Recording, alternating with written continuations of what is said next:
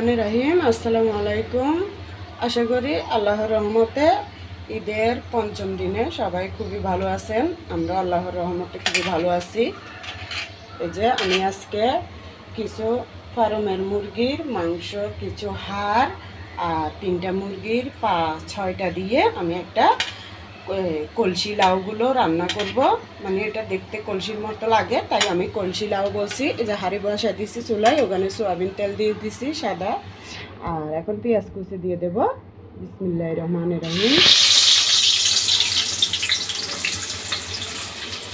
এই যে এবারে পেঁয়াজগুলো একটু সামান্য একটু হালকা লাল লাল করে ভেজে নেব। রসুন বাটা দিয়ে দিলাম 1 টেবিল চামচ, এগুলো বড় 4 চামচগুলো। আধা চামচ দিয়ে দিলাম আদা বাটা পেঁয়াজের সাথে একসাথে একটু ভেজে নেব। ছোটো 4 চামচ দিয়ে 1 চামচ ধনিয়া বাটা দিয়ে দিলাম, 1 চামচ উঁচু করে না 1 চামচ উঁচু করে জিরা বাটা দিয়ে দিলাম। লাউ আর মাংসের আন্দাজ অনুযায়ী সর্ষে আর কাঁচামরিচ দিয়ে দিলাম আন্দাজ অনুযায়ী। এবার একটু আবারও 2-1 মিনিট কষিয়ে নেব। মাংস আর লাউর আন্দাজ অনুযায়ী দিয়ে দেবো হলুদের গুঁড়ি, একটুখানি মরিচের গুঁড়ি দিয়ে দেবো, কারণ কাঁচামরিচ আর সর্ষে বাটা দিচ্ছি, এখানে কাঁচামরিচ বেশি বাটা আছে তাই, আর মরিচগুলো একটু ঝাল। এবার দিয়ে দেবো লবণ, যেমন 1 টেবিল চামচ 1 চামচ দিচ্ছি। এবার এটা একটু নেড়ে দিই।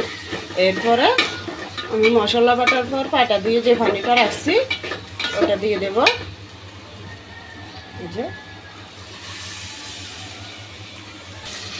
এই যে দেখুন, আমি কিছু মাংস, কিছু মুরগির হাড় পাগুলো এবার দিয়ে দেবো। মশলা কষানো হয়ে গেছে। এবার আবার একটু এটার মধ্যে কষিয়ে নেব ভালো করে। মশলার মধ্যে কষানোর পরে ভালো করে 5-10 মিনিট কষিয়ে নেব। তারপরে আমি লাউগুলো দিয়ে দেব। এই যে দেখুন, এটা 5-6 মিনিট কষানোর পরে আমি একটু গরম মশলা দিয়ে দেব। আমি কখনো আস্ত মশলা খুবই কম খাই, সবসময় মশলা তেলে গুঁড়ো করে রাখি, ওই মশলাটাই আমি বেশি ইউজ করি। দেখুন গরম মশলা এখানে 7-8 রকমের মশলা ব্লেন্ডার করে রাখছি কালার পরে। এই যে দেখুন 10-12 মিনিট কষিয়ে নিলাম এভাবে। এবার লাউগুলো দিয়ে দেবো, সাথে একটা ছোট আলুও দিছি। এই যে দেখুন, এবার এগুলো দিয়ে দেবো।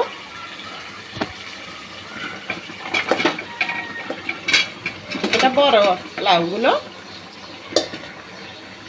কলসি লাউগুলো আমার থেকে খুবই সুন্দর লাগে, কলসির মতো লাগে, তাই সবসময় আমি কলসি লাউ বলি। একটু বড় ছিল। এই যে দেখুন, আমি মাংসগুলো পুড়ে যাবে বিদায় লাউ দেওয়ার পরে একটু পানি দিয়ে দিছি। এবার এগুলো একটু নেড়ে দিই। দেখুন এগুলো ভালো করে আর পানি দিতে হয় নাই, আমি একটু দিছি লাউ দেওয়ার আগে। আর লাউয়ের পানির মধ্যে এই পর্যন্ত আসছে। আরও 10 মিনিট আমি এভাবে রান্না করছি, কারণ পানি বেশি বের হয়ে গেছে আর পানি দিতে হয় নাই। এখন দিয়ে দেবো টমেটো, একটু ধনিয়া পাতাও দিয়ে দিই। এবার 5 মিনিট হওয়ার পর আমার রান্নাটা হয়ে যাবে। আমি আসলে কালকে রান্না ছিল না, যে রান্না রাত্রে ছাড়তে পারি নাই, কারণ আমি ডেলি রান্না ডেলি করে সারি, না থাকলে রাত্রে করে রাত্রে সাথে সাথে সারি, কারণ আমার জমানো রান্না করা নাই, তাই ছাড়তে পারি নাই কালকে রান্নাটা। আজকে আবার ঈদের পঞ্চম দিনের দিন আমি রান্না করতেছি, 4র্থ দিন রান্না করতে পারি নাই। একটু আগের রান্না ছিল ওইটাই খাওয়া হয়েছে। দেখুন আসলে আমার রান্না ছিল না যে সেটা না, ঈদের সময় তো প্রত্যেক দিনই মেহমান থাকে, রান্না তো ছিলই না। এই ভিডিও করা এর মধ্যে আবার মেহমান ছিল ঘর পুরানো, দুপুরও আসছে, আবার বিকালও আসছে, রাত্রেও আসছে। এই জন্য আমি রান্না করতে পারি নাই, তাই সময়ের জন্য রান্না করছি ঠিকই, সেমাই নুডলস মাংস করছি, কিন্তু সময় পাইনি তাই ভিডিও করতে পারি নাই। কারণ আমার রান্না চ্যানেল আছে, রান্না সারি আমার ঘরের মানুষ 4 জন ছাড়া বাইরের কেউ জানে না, কাউকে আমি জানাইও নাই। আমি চাইতেছি আবার আমার রান্নাগুলো কেমন হয়, যে ভালোর দিকে যায় না খারাপের দিকে যায়, পরবর্তীতে আমি সবাইকে যদি বলি, এখন বলবো না, পরে বলবো। আগামী দেখে আমার রান্নাটা কীভাবে গ্রো হয় নাকি না হয়। আমার একটা তো নিজের একটা ইয়ে আছে, যদি না হয় তাকে আমি নিজেই থেকে অনেক খারাপ লাগবে, তাই আমি এখনও কাউকে বলি নাই, কোনো আত্মীয় স্বজন বা আমার মা বোন কাউকেই আমি জানাই নাই।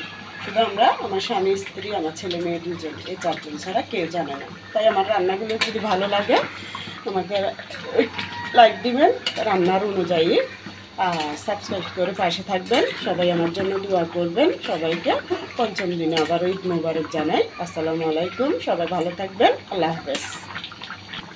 এই যে দেখুন লবণ টবণ সব দেখলাম, সবই ঠিকঠাক আছে, খুবই ভালো লাগছে খেতে, তেমন বেশিক্ষণ লাগে নাই হতে। লাউটা অনেক ভালো পড়ছে। সবাই ভালো থাকবেন, আবারও বললাম রান্নাটা এখানেই শেষ করলাম, আল্লাহ হাফেজ।